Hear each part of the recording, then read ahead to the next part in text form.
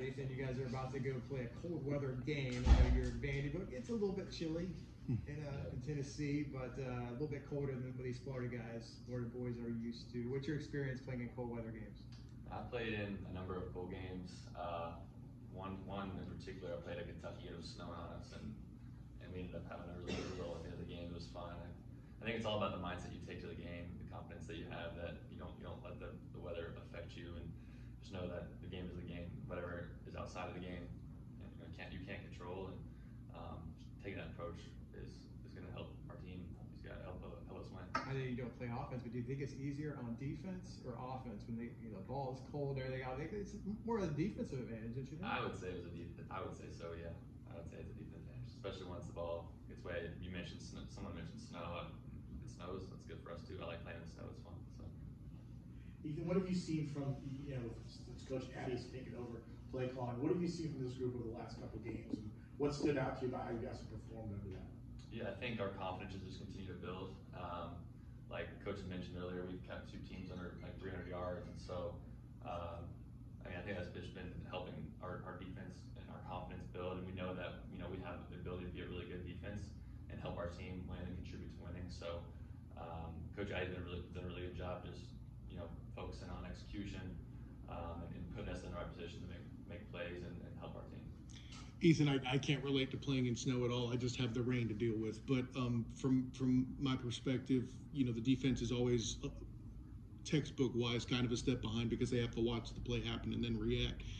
When you're playing in snow like that, you have a slower first step or you're slipping or whatever. Is this where kind of the intelligent part, the study, kind of has a little bit more focus on it, perhaps? Yeah, I would say so. I mean, hopefully, slipping and things like that doesn't affect us. And I would like to think that the cold isn't going to be a factor for us.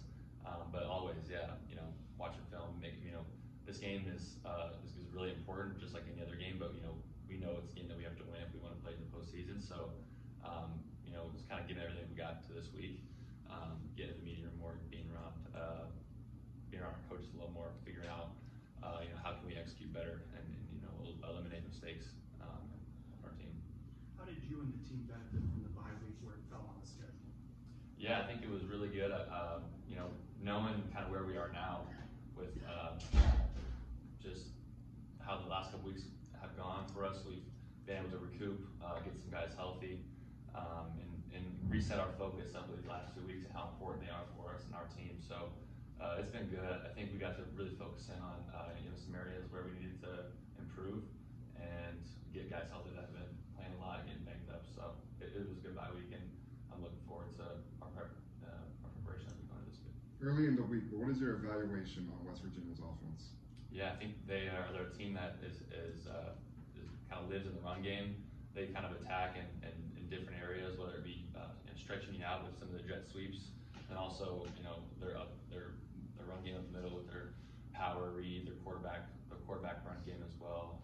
Their quarterback's a guy who's fast, can make plays, and can also throw really well. So it's going to be important that we stop him and we eliminate his ability to make explosive plays, and then eliminate shots downfield and just make sure that we're on body with receivers downfield and good in our zones, things like that, and eliminate penalties as well. So that way, if we make a play, we're not having to go down the field and stay on the field. We can get out. So just being good on third down as well will really help us this week. The last few weeks, there's been improvements in the defense. Obviously, that's without BJ. Now, Gus said he's hopeful that he'll be back this week. What does that add to this defense? Yeah, I think it's huge. I'm so happy that he's back. I know he's been wanting to get back for the past couple weeks now.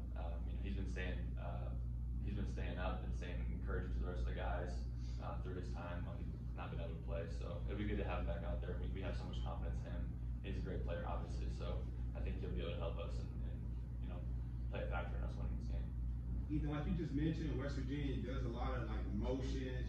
Got to be really disciplined with your eyes this week to kind of make sure you're where you're supposed to be at. Do you feel like that's something that you can do on adjustments, or you have to really kind of go into this game fully prepared what that offense has to come?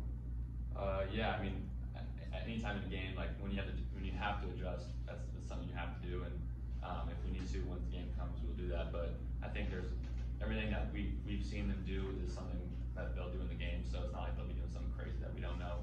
So if we can just prepare for that, and it's more important just watching film and putting out the practice field and executing, and knowing how we're going to play, their motions, their jets, their reads with the jet sweep, and how we're going to play that with what any given call that we have. And at the end of the day, it's going to be the preparation this week that's going to deliver us to success. Whether it's 2 games or 3 games, these are the last few weeks of college football for you. Has it entered your mind at all? Have you appreciated, just the grind any more or less in the last few weeks?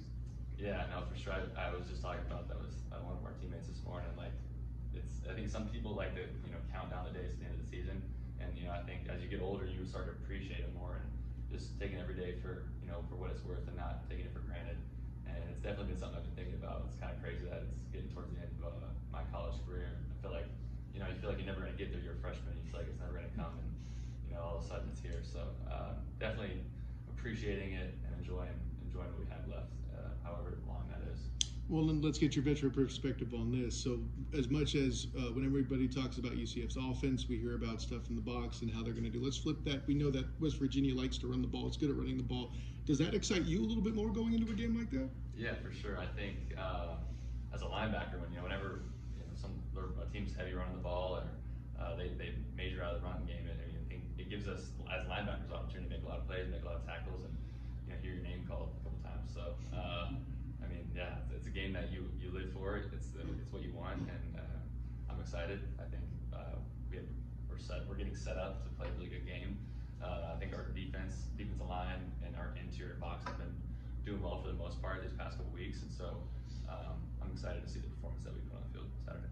You heard Coach say you have to take things one at a time, but do you feel the pressure of having a small margin for error and not being able to drop a game to get to a bowl game? How do you kind of handle that and push through this week?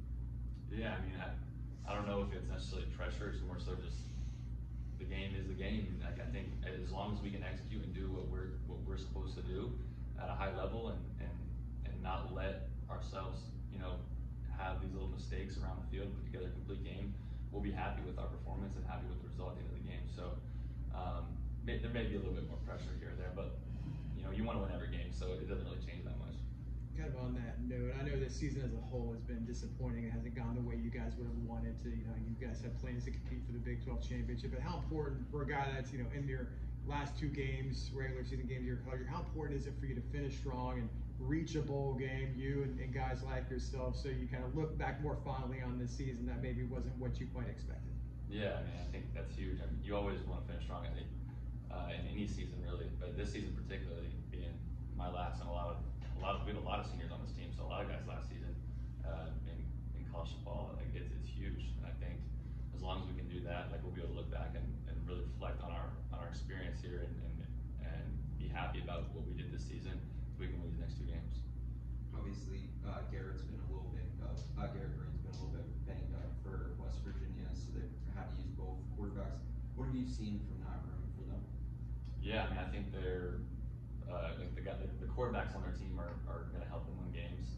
I think they rely on them a lot with their ability to make plays in the run game, and so yeah, he's back, and I think he's going to be a key factor to their success. And so, like I said earlier, it's going to be about limiting him and his explosiveness, whether it be escaping the pocket, the run game, design quarterback run game, or getting the ball downfield. So if we can stop him and limit his ability to help his team, then I think they'll be hindered. Anything else? All right, good stuff. Thank you, Ethan.